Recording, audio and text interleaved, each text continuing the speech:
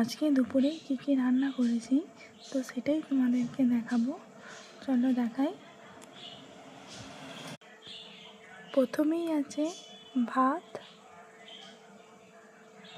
তারপরে আছে পালং শাক আলু দিয়ে ভাজি।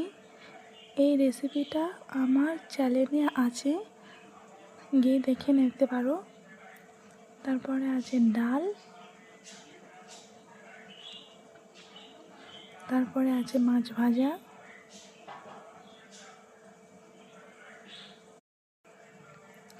তারপরে আছে মধু ট্যাংরা মাছের আলু দিয়ে চচ্চড়ি। এই রেসিপিটাও আমার চ্যানেলে আপলোড করা আছে, চাইলে দেখে নিতে পারো। আজকে দুপুরে এই সবই রান্না করেছি। তো আজকে দুপুরে রান্না কেমন হয়েছে কমেন্ট করে জানাবে। দেখা হচ্ছে পরের ভিডিওয়।